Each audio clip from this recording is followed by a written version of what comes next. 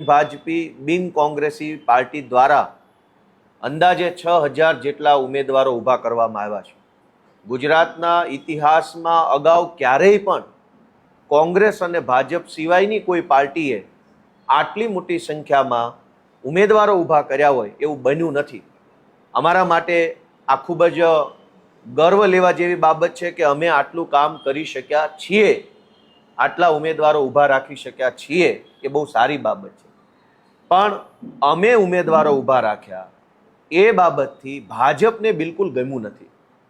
પહેલાં તો ભાજપે એ કોશિશ કરી કે અમારામાંથી કોઈ ઉમેદવાર ચૂંટણી લડવા તૈયાર થયો હોય તો એ ફોર્મ જ ના ભરે, એના માટે અનેક અમારા દાવેદારો ઉપર, એમના પરિવારો ઉપર પોલીસે દમન કર્યું, ખોટી એફઆઈઆરો કરી, ધાક ધમકી કરી, દાબ દબાણ કર્યું। અનેક એવા વ્યક્તિઓને અમારી પાર્ટીમાંથી ઉમેદવાર બનતા રોક્યા ધાક ધમકી કરીને। તેમ છતાં પણ જે મજબૂત મક્કમ મનોબળના માણસોએ અમારી આમ આદમી પાર્ટીમાંથી ઉમેદવારી કરી એને ગઈકાલ બપોર પછીથી જ ભાજપ અને પોલીસ બે સક્રિય થઈ ગયા। અમારા અનેક ઉમેદવારોને પોલીસે રૂબરૂમાં જઈને પોલીસ સ્ટેશનોમાં બોલાવીને ધાક ધમકી કરી છે કે તમે આમ આદમી પાર્ટીમાંથી ફોર્મ પાછું ખેંચી લો, નહીંતર તમને દારૂના અને લૂંટના અને બળાત્કારના ખોટા કેસોમાં ફસાવી દઈશું। આ કેવી વાત થઈ? અને એમાંય પોલીસ આ ધંધા કરશે ગુજરાતમાં? મારી પાસે રેકોર્ડિંગ છે, મેં પાર્ટીમાં સૂચન કર્યું છે કે બધા જ મીડિયા મિત્રોના વોટ્સએપમાં રેકોર્ડિંગ આપી દેવામાં આવે કે કેવી રીતે પોલીસ, બુટલેગર અને ભાજપના માણસો ત્રણેય ભેગા મળી અમારા ઉમેદવારો ઉપર હવે દબાણ બનાવે છે કે ફોર્મ પાછું ખેંચી લો। પહેલાં તો ભાજપના માણસો એવું કે તમે બોલો કેટલા પૈસા જોશે, પૈસા આપે અને વાત પતી જાય તો ઠીક છે, પણ જે અમારા ઉમેદવારો એમ કહે છે કે પૈસા લેવાના નથી, અમે તો કટ્ટર ઈમાનદાર માણસો છીએ, અમે તો બદલાવ માટે આવ્યા છે, તો એને પોલીસથી ડરાવવામાં આવે છે। અને પોલીસે આ અભિયાન હાથ ઉપર લીધું છે કે આમ આદમી પાર્ટીના ફોર્મ જે ઉમેદવારોના ભરાઈ ગયા છે એ ઉમેદવારોને ડરાવી ધમકાવી ખોટા કેસમાં ફસાવાની ધમકી મારી અને ફોર્મ પાછું ખેંચી લે। શા માટે આવું? 30 વર્ષથી કહેવાતા વિકાસની વાતો કરનારા લોકોએ અમારી જેવી સામાન્ય નાની પાર્ટી એક ફોર્મ ભરે અને ચૂંટણીમાં ઊભી રહે, એનાથી શું તકલીફ પડે છે? બહુ તો શું થશે, અમે હારી જઈશું। પણ ભાજપને કેમ એવી તકલીફ પડે છે કે અમારા ફોર્મ પાછા ખેંચાવા પડે? અને વાત તો ત્યાં સુધી મળી છે, સરકારી તંત્રમાં પણ અનેક સારા માણસો નોકરી કરે છે, સનિષ્ઠ ઈમાનદાર માણસો નોકરી કરે છે। એમણે અમારું ધ્યાન દોર્યું છે કે ભાજપ આવતીકાલે ખૂબ મોટી સંખ્યામાં આમ આદમી પાર્ટીના ઉમેદવારોના ફોર્મ રદ થાય એ માટે એમના લાગતા વળગતા મળતિયા ટાઈપના જે કાંઈ પણ લોકો હોય એને કામે લગાડ્યા છે।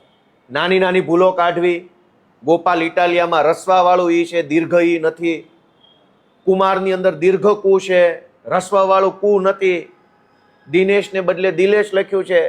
આવા બધા વાંધા વચકાઓ કાઢીને, નાની નાની વસ્તુને મોટી બનાવીને, કારણ વગરના વાંધાઓ ઊભા કરીને ખૂબ મોટી સંખ્યામાં આમ આદમી પાર્ટીના ઉમેદવારોના ફોર્મ રદ કરવાનું એક ષડયંત્ર ભાજપે ગોઠવી રાખ્યું છે। અને કેટલાક સરકારી માણસોને આની સૂચના આપી હોય એવા મેસેજ અમારા સુધી પહોંચ્યા છે। કેટલાક સારા માણસોએ અમારું ધ્યાન દોર્યું છે। ભાજપની અંદર ઘણા બધા મિત્રો છે જે આવા બધા કૂડ કપટને પસંદ નથી કરતા। ભાજપના હોદ્દેદારોમાં ઘણા એવા માણસો છે જે આટલી નિમ્ન કક્ષાની રાજનીતિને પસંદ નથી કરતા। એમણે ભાજપના ઘણા માણસોએ મારું ધ્યાન દોર્યું, વ્યક્તિગત ફોન કરીને કે ગોપાલભાઈ તમારી મહેનત બહુ સારી છે, પણ અમારી એટલે કે ભાજપ પાર્ટીવાળા લોકો આ નિમ્ન કક્ષાનું કૃત્ય કરવા જઈ રહ્યા છે, તમે જરાક સાવધાન રહેજો। મારી અમારા તમામ ઉમેદવારોને, ગુજરાતભરના લોકોને, સૌ જાગૃત નાગરિકોને એક વિનંતી છે કે જાગતા રહેજો, નજર રાખજો। ઉમેદવારી ન કરી શકીએ એના પ્રયત્નો કર્યા છતાં પણ અમે ઉમેદવાર ઊભા કર્યા તો ફોર્મ પાછા ખેંચાવવા માટે પોલીસ મોકલે છે, પૈસા મોકલે છે, છતાંય અમે ફોર્મ પાછા ન ખેંચીએ તો સરકારી માણસોને હાથો બનાવી અમારા ફોર્મ જ રદ થઈ જાય, અમારા બધા જ ઉમેદવારોના મોટાભાગના ફોર્મ રદ થઈ જાય એવા ષડયંત્ર ચાલુ કર્યા છે। મને એ કહેતા બહુ દુઃખ થાય છે કે 30 વર્ષથી વિકાસની વાતો, ગુજરાતને સમૃદ્ધ બનાવ્યું ને આગળ લઈ આવ્યા ને આવું બધું કર્યું હોય તો પછી તમારે ભાજપવાળાએ આવા ધંધા કેમ કરવા પડે છે? ફોર્મ રદ કરાવવાના ધંધા કેમ કરવા પડે છે? તમને તમારા કરેલા કામ ઉપર, તમારા સરકાર ઉપર ભરોસો હોય તો ચેલેન્જ ફેંકવી જોઈએ ગુજરાત ભાજપના પ્રદેશ પ્રમુખે અમને કે આમ આદમી પાર્ટી હોય એટલા ઊભા રાખી દે, બધાને હરવી દઈશું. એવી ચેલેન્જ નથી મારતા, પણ અમારા માણસોને ફોર્મ ન ભરાય, ફોર્મ કાચા ખેંચી લે એના માટે ધમકી મારે છે. મેં અમારા એક ઉમેદવારનો ઓડિયો કે કેવી રીતે પોલીસે, ભાજપે અને કોંગ્રેસના માણસો પણ આમાં સામેલ છે, કેવી રીતે આ આખું ષડયંત્ર છે એનો એક ઓડિયો મેં બધા મીડિયા મિત્રોના ગ્રુપમાં મોકલ્યો છે. મારી અમારા સૌ આમ આદમી પાર્ટીના કાર્યકર્તાઓને વિનંતી છે કે ભાઈઓ બહેનો, અમારા યુવાનો, હજર બમ રહેજો. લડાઈ ખૂબ લાંબી છે, ખૂબ મોટી લડાઈ છે, કોઈનાથી ડરવાનું નથી. ગમે એવો મોટો તોપ હોય, ધુરંધર હોય, પણ ઈમાનદારીથી સામે પડીશું તો ગમે એવી તોપ હશે તો એ પાણીમાં બેસી જશે ને ઈમાનદારી જીતશે. આવતીકાલે કોઈ પણ સરકારી માણસો કે ભાજપના માણસો કે ગુંડાઓ કે લફંગાઓ કે પોલીસ જો ડરાવવા ધમકાવવાની કોશિશ કરે તો તાત્કાલિક એનો વિડીયો બનાવી, ઓડિયો રેકોર્ડ કરીને સોશિયલ મીડિયામાં મૂકી દેવું, જેથી કરીને લોકોને ધ્યાનમાં આવે કે કેવા પ્રકારની તાનાશાહી ગુજરાતમાં થઈ રહી છે. બસ આ વાત સાથે હું ગુજરાતભરની જનતાને એક વિનંતી કરું છું કે આમ આદમી પાર્ટીને તમારા આશીર્વાદની જરૂર છે. 30 વર્ષથી ગુજરાતની સરકારમાં બેસીને તાનાશાહી કરનારા લોકો અમારા જેવા નાના નાના જુવાનિયાઓથી ડરે છે, અમને દબાવવાની કોશિશ કરે છે. પણ જો ગુજરાતની મહાન જનતાના આશીર્વાદ અમારી સાથે હશે, તમારી લાગણી અને તમારો પ્રેમ અમને મળશે તો અમે આ ગુજરાત માટે, આ સુરત માટે, આ અમદાવાદ, રાજકોટ જેવા શહેરો માટે ઘણું સારું કામ કરી શકીશું. ગુજરાતની જનતા અમને આશીર્વાદ આપે એવી પ્રાર્થના. ગોપાલભાઈ, તમે કીધું ભાજપ અને પોલીસની સાથે સાથે કોંગ્રેસ પણ સંડોવાયેલી છે. કોંગ્રેસનો કયા પ્રકારનો રોલ? કોંગ્રેસની ભૂમિકા એ છે, હું તમને વિસાવદર વિધાનસભાનો દાખલો આપું કે અનેક જગ્યાએ કોંગ્રેસ પાસે ઉમેદવારો જ નહોતા, ભાજપે ઉમેદવારો ઊભા રાખ્યા છે. ભાજપે કોંગ્રેસ વાળાને ફોન કર્યા, કોંગ્રેસના ઉમેદવારને પૈસા આપ્યા, ફોર્મ ભરાયું. એવું વિસાવદરનો જ દાખલો છે મારી પાસે. હું તમને 5 નામ આપી શકું. અહીં કતારગામમાં શું થયું? ભાજપના એક કોર્પોરેટરે કોંગ્રેસમાંથી ઉમેદવારો ઊભા રાખ્યા છે અહીં કતારગામમાં.